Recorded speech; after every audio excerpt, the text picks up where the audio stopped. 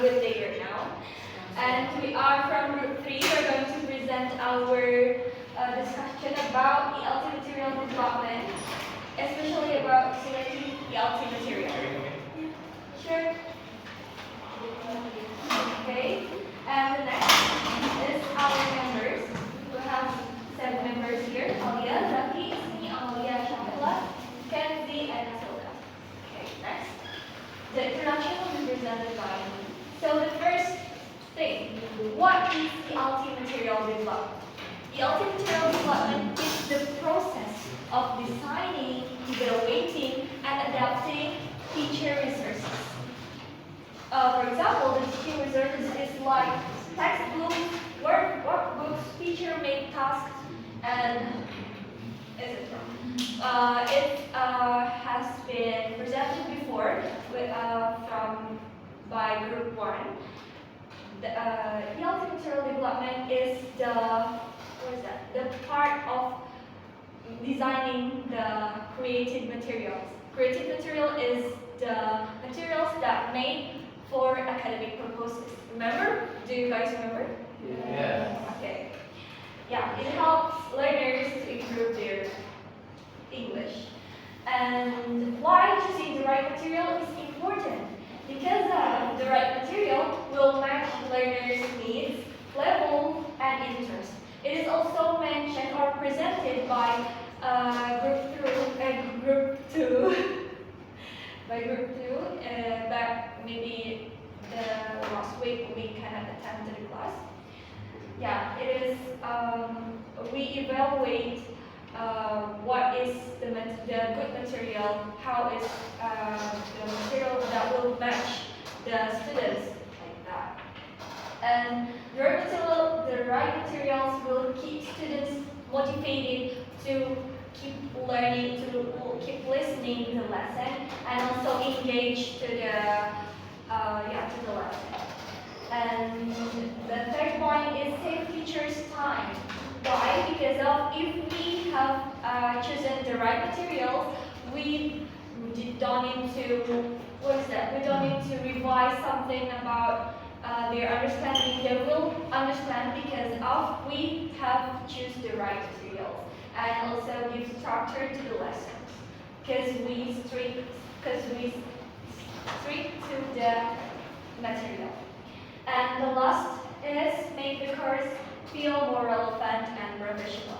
Maybe when we are as a student, we will read some workbook or something, and we will think that, oh, the teacher was professional because of she gave me a workbook, and the book was understandable for me, like that. So the students will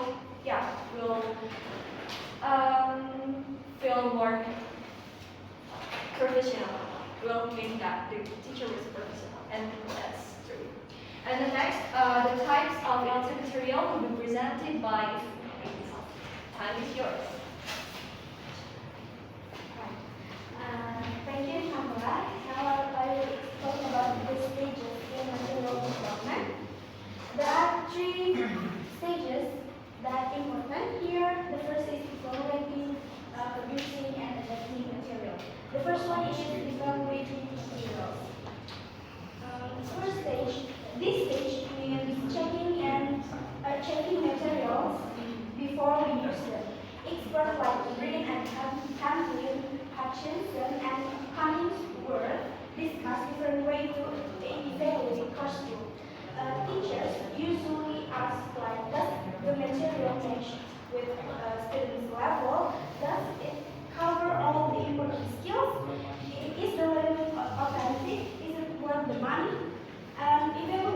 Evaluation helps us as a teacher to choose material that are really useful for our learners.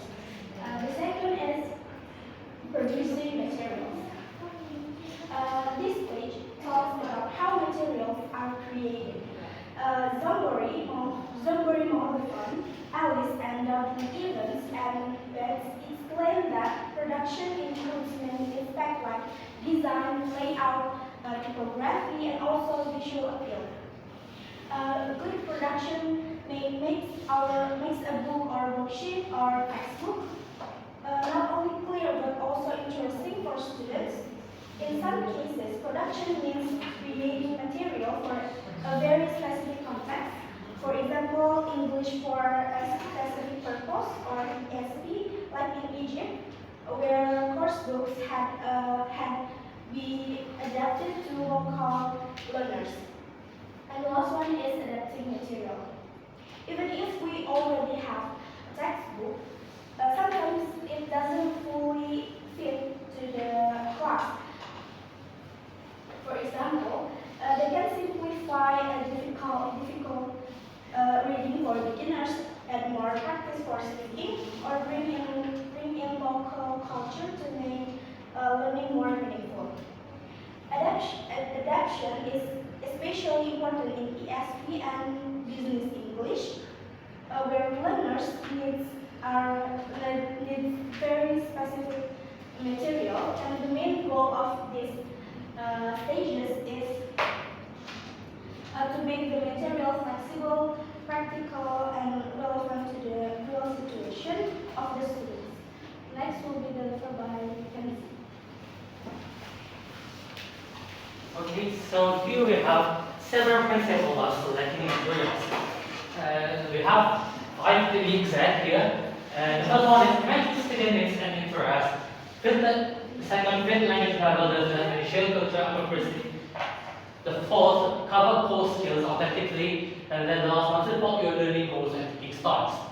So here, for the first one, the main thing for this point is to connect to the long-term goals of our previous already made syllabus. So immediate perceived need also makes sure topics and themes are relevant and motivating. And then the second one is to ensure the challenge.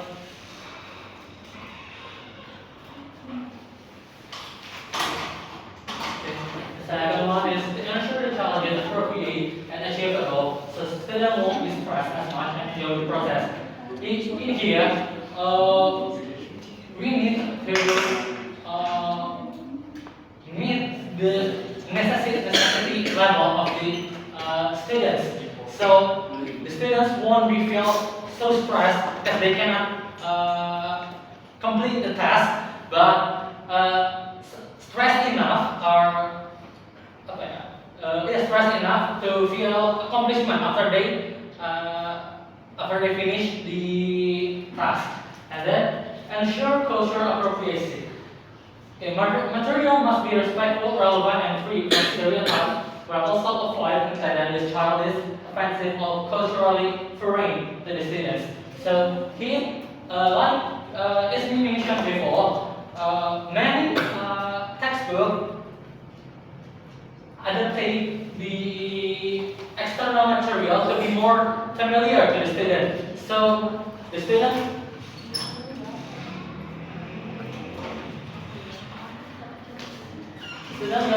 will feel related with the material, and also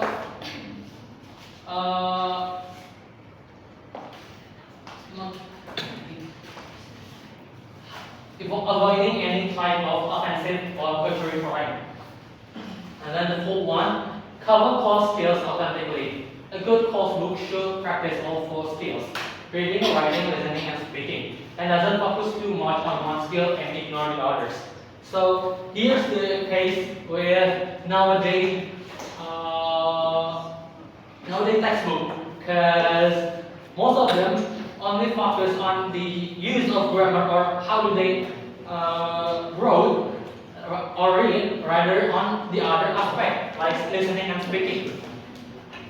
So yes, a good course book should practice all 4 skills and not leaning on one too much. The fifth one is support your learning goals and teaching style. Every textbook is built on hidden idea about how people learn the language. Try to understand this hidden theory and see if it match our teaching belief. So yes, textbook should be aligned with our goals or with our syllabus and support what we should reach what we should reach as a teacher. At the end of our class or at the end of our learning. Okay, then the next one is gonna be said by Aidia. Will be delivered by Aliya, please.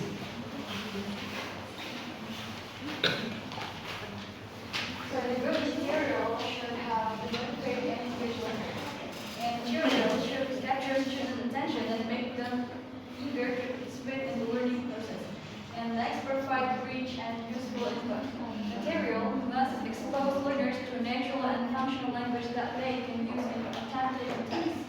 And next, to be relevant and interesting. And then you do make classroom examples of real-life communication so learners can see the purpose of learning. And for the last, is to encourage interaction and practice. And they should promote active use of language through communicative tasks that require collaboration and participation. And next will be delivered by Kasilda.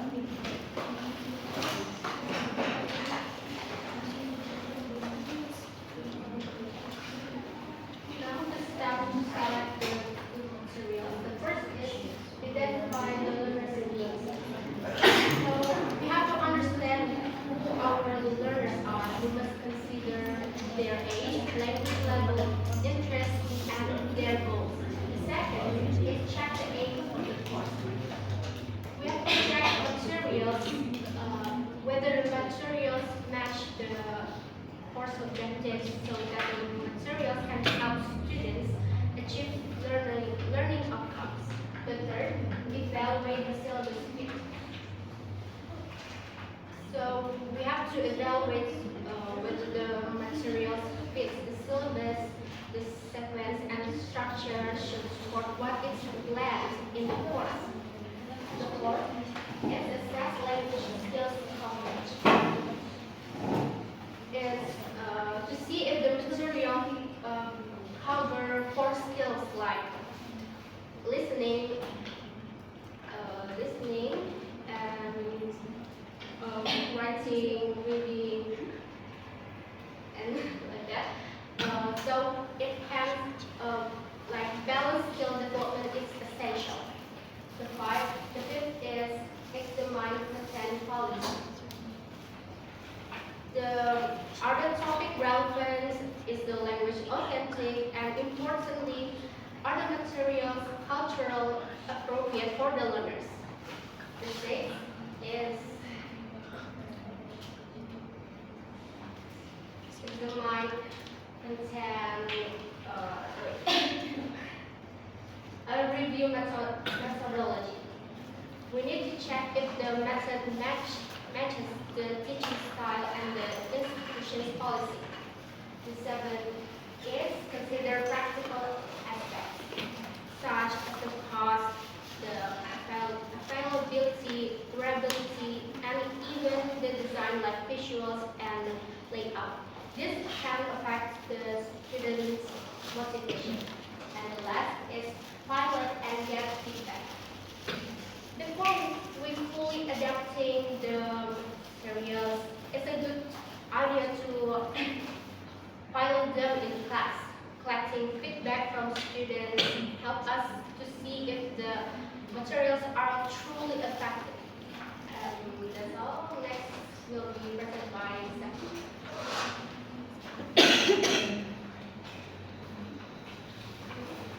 Alright, here I'm going to explain the challenges in selecting materials. As future teacher, we need to be aware that choosing the right material is not a simple task. There are several challenges which are limited resources and budget, student diverse cultural mismatch, the third student diverse proficiency, and the fourth is over-reliance on textbook. So according to Sheldon in 1987 in the early textbook and materials, problem in evaluation and development. The first is limited, the challenge is limited resources and budget. One of the most obvious problem is the issue of cost and availability.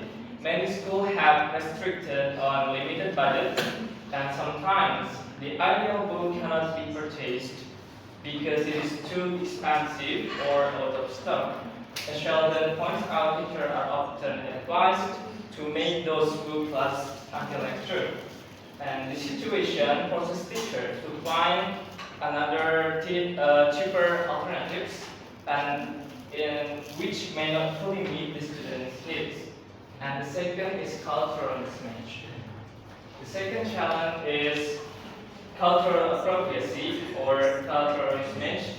Materials are often written for specific cultural group, but may not fit another context. For example, a book designed for European students may not be suitable for Indonesian learners.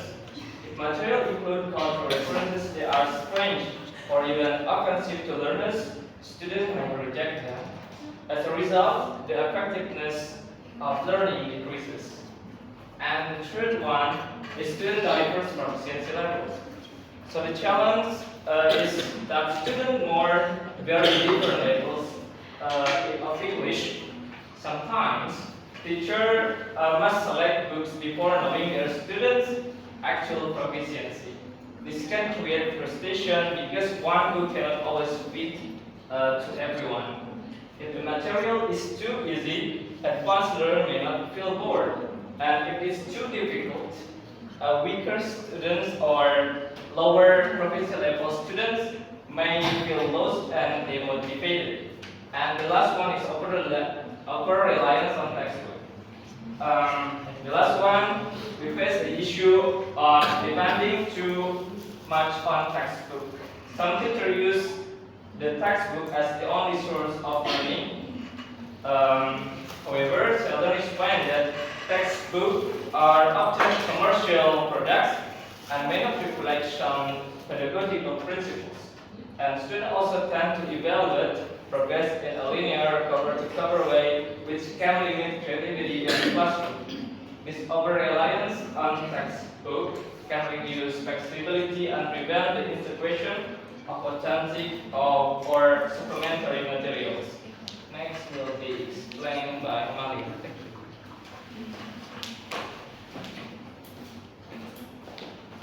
Okay, now I will explain about the teacher's strategies. In selecting ELT materials, teacher needs strategies to make the right decision, and the strategies are based on the principle and the steps that my friends already explained. The first strategy here is use evaluation checklist. So before selecting a material, we can make a list of the criteria of the material, and the criteria can be based on the relevance, cultural fit, and the skills coverage. For example, does this material meet the student's needs? Or does this material match the student's level? Something like that. By using the evaluation checklist, it can guide us as a teacher to make the right choices. The right choices in selecting the material for our students. And the second is balance authentic and simple materials. We already know about authentic and the created materials, and here the second strategy is we as a teacher can combine both of the balance and both of the authentic and the created materials. Because sometimes authentic materials is just kind of challenging for beginners, so we need to combine with the simple materials or the created materials. So the students can learn step by step from the very basic understanding, from the very basic knowledge, and until they can understand the authentic materials. And the next is integrate technology. In this massive improvement of technology, ELT classroom is not the same like in the past. Maybe in the past in ELT classroom there are just papers and printed books, but in today's age it's no longer just printed books. We can also integrate technology like videos, apps, and online resources. And by integrating technology into our teaching activity, it can make the lessons more, interactive or more engaging to the students. And it can connect to the students because the students use technology or the digital tools every single day in their life. And the fourth strategy here is ask students for feedback. So students are the center of the learning process. Like students are the main users of the materials that we make. So asking them for what they feel or what they think about the materials that we made, it will also help us to evaluate and to adjust the materials to keep like maintaining the essence of the materials that we make to keep meet their needs. And that's all for the strategies. And next, we're gonna read this. Okay, this is the last presentation.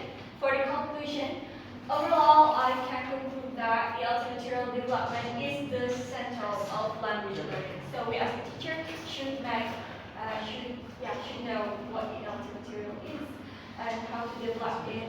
And yeah, it is also need to match the learner's needs, level, and culture, like what Amalia was presented before.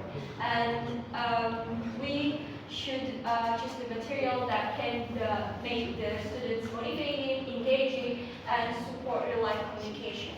And also, if there is any mismatch or something, we should evaluating, adapting, and supplementing. Maybe that's all. The next, this is our references. Thank you very much. And we're going to the question and answer session. If there are any questions,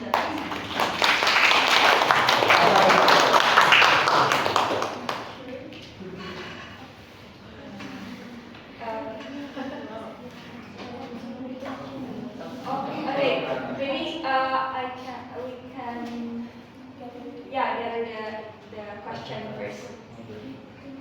Sure. Where's that? Thank you.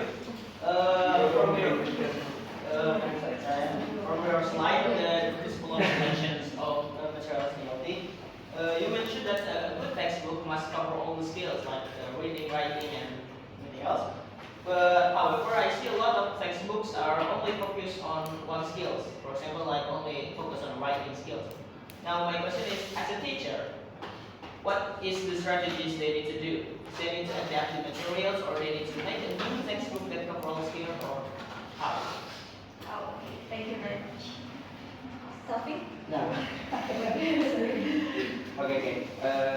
I see in your principle selecting material, there is made with student needs and interests. I just want your guys' opinion about what do you think the best way to find out student real goals and interest in some subject and before teacher to select the material.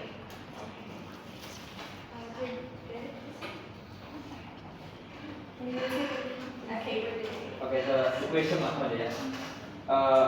in your opinion, what do you think the best way to find out students' real goals and interest before selecting the materials as a teacher?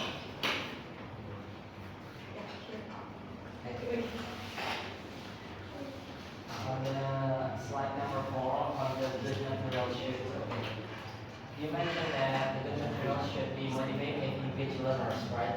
So, in some cases, that the student maybe feel a little bit bored with the textbook, and the student want to discuss viral or trending post on the internet, but the viral post is kind of bit inappropriate, or it doesn't on the textbook or in the lesson plan. So how the teacher can decide between strictly follow the textbook or teaching it to teach a teachable moment to make the student more engaged.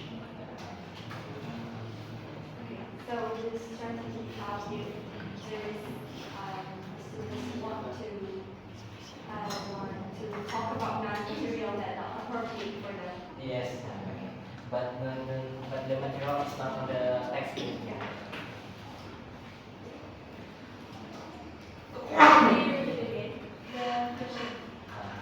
How a teacher can decide between strictly follow the lesson plan or the textbook,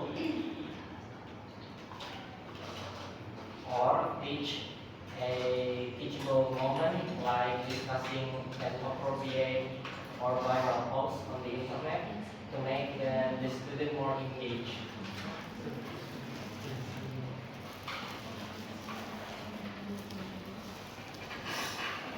Veda, please.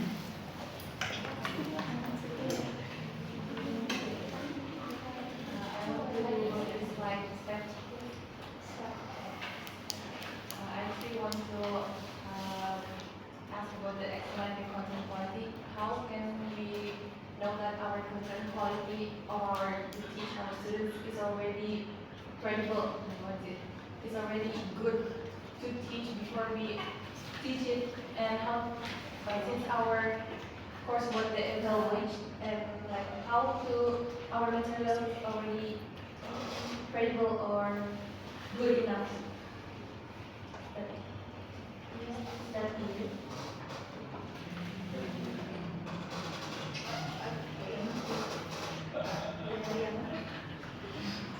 Could I take a look to the slides about the teacher strategies?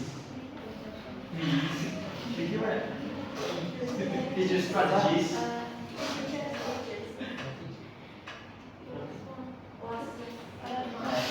Yeah, you mentioned that we as a teacher, nowadays we should integrate technology by using videos, apps, online resources. But what about if we are teaching in rural area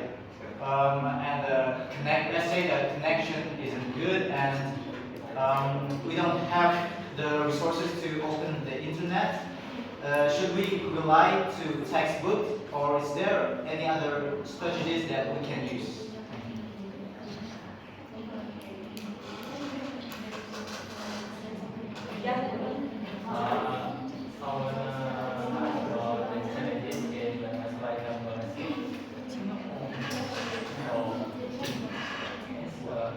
What do you think the biggest challenges in Indonesian classroom based on this slide? Which one you should ask?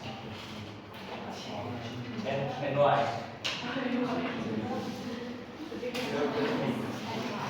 I think that's enough question. Yeah. Six. Yeah. Okay, maybe if we have enough time, we will answer another question. So,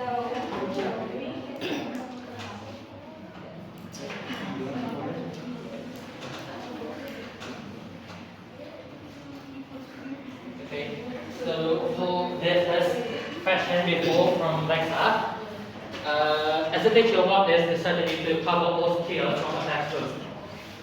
Okay, so yeah, we need to not over reliance to the textbook itself.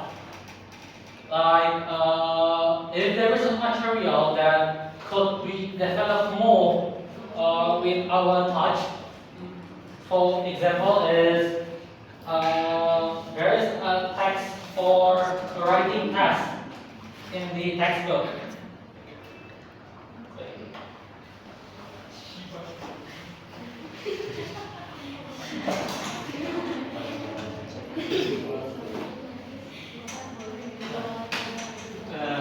Okay, so yeah, and there is, for example, if there is a writing task in the textbook, we could develop this more. Like when they finish the writing task, they could read the writing in front of the class or in their chairs. So the material itself not only cover the writing but also the speaking too. And then if you ask about how the textbook cover all of it, it should be easy. We need to add more tasks or more some sort of practice that not only lean on writing, like they need to write the answer like that, but they need to, for example, listening to in the book, the the task is or the course is they need to listen to this. Where they could find the video or the audio online, some sort of like that. I think I want to add. So, based on your explanation from the slide, can I assume that the course book that only teaches one skill is a bad course book? it isn't exactly bad because for the current condition or for nowadays, most of the textbook is built like that. So it's a bad course book. It's not. Okay. Maybe I want to add so it depends on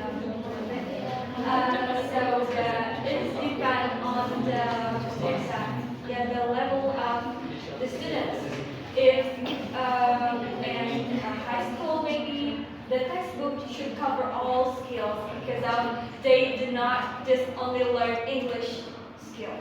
But if we as the students that learn what is that? Yeah, in a high level, like we as a student in university, maybe the books that focus on one skill is more relevant, is more reliable. Thank you. Okay. Okay. Next question topic. What do you think the point of student interest before selecting materials? Here we usually on a class, on the first meeting they only telling the students what they gonna teach or some sort of like that. What we can do from the first meeting, we could do a pre-test first. So we could cover what the exact problem or what exact the necessity of the student itself, and then if we want to go back from before the first meeting itself, from our last teaching, from our last agenda, we could do an evaluation and make some sort of survey or in bahasa inventaris data, inventaris masalah. So we could prepare for the next lesson to be cover more of what the students needs first, like that. Okay, is that understandable? Thank you. Okay. And the next is our question, the theology question. About how teacher can decide between both textbooks or Design. Okay, how teacher can decide between all textbook or lesson plan or teach other method to make students more engaged, like the materials that not in the textbook, right? Okay. For my opinion, yeah. You asking the question. You mentioned that the material is not appropriate. The material that the students want is not appropriate. Can be. Can be. Okay. We as teachers should know, is that appropriate for them? Is that suitable for them or not? If that's not suitable for them, maybe we can, stick to their lesson plan or the materials on the textbooks. But if the material is, relatable to the lesson, we can add them. For example, like Mrs. Agis was, if there is something that happening that it is relatable to the course, she will explain and she will discuss it with the students, right? So, in my opinion, it is depend on the materials that the students want to discuss. Is it suitable for them or not? Okay, so you immediately change the textbook and immediately discuss it, or you wait until next week and then discuss it. If the teacher has already known about the materials that the students want, she can directly, improve to that material. But if she don't know about that, maybe it can be discussed in another week.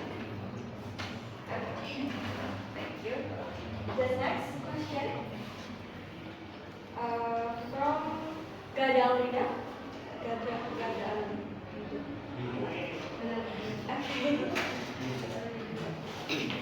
How can we know that our content quality is good or not to teach, and how to know if it is credible enough or not? Maybe my group members on that one answer or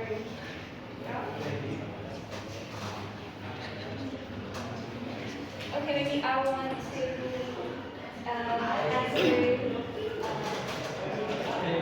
Okay, so we could know our content quality is key to teach while checking if it matches the learning objective. Is it appropriate for the student's level or not? And engage their interest. Good material should be accurate, up-to-date, and supported by reliable sources, such as textbooks, which should already know or process educational insights. Before teaching, teachers can review the material for clarity, organization, and cultural sensitivity, and even discuss it with colleagues or small group of students for feedback. This process helps ensure the content is credible, relevant, and effective for the learning. That's it. Is it good enough? Okay, thank you very much. The next is question from Aliya. If we are teaching in rural area that we don't have internet, should we rely on sources? Like Amalia was presented, we should use technology in our teaching. In my opinion,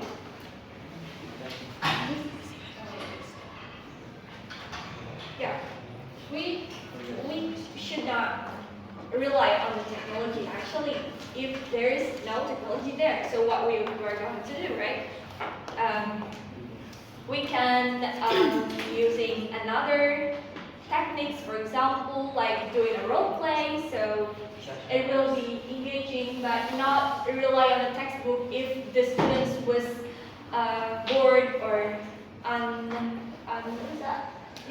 not engaged to the lesson. So the teacher should searching another things, another methods without technology, but still engage them. For example, if there is hard to watch YouTube, you can maybe the teacher can make the games in a class about the lesson like that.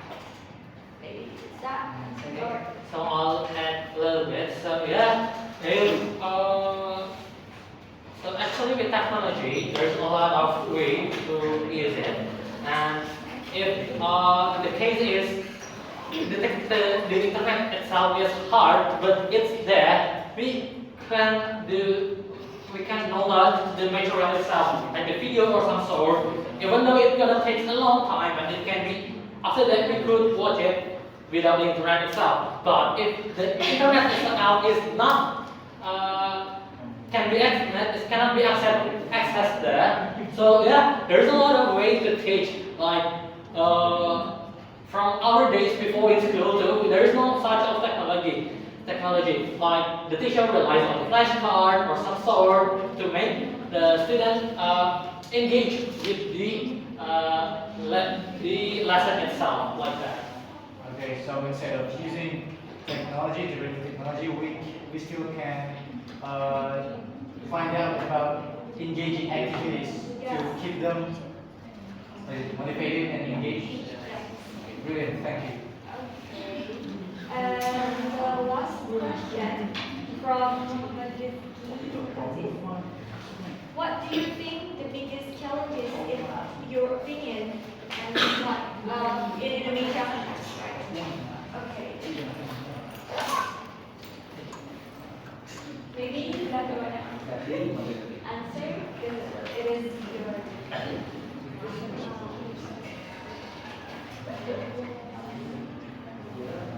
So in our opinion, the biggest challenge in selecting ELT materials is matching the materials to different needs and every class has students with different backgrounds and learning speed or pace and also the interest. A material that is suitable for some students may feel too easy or too difficult for others. This becomes a challenge because if the material does not fit well, students can lose motivation and feel less engaged. That is why, we as a teacher, we need to carefully evaluate, adapt, and sometimes supplement the textbook with extra activities, like Syahla said before, like role playing or something activities that can engage the student. By doing this, we can make sure the material are balanced and more effective for all the learners. Okay, thank you very much for the question. Also, the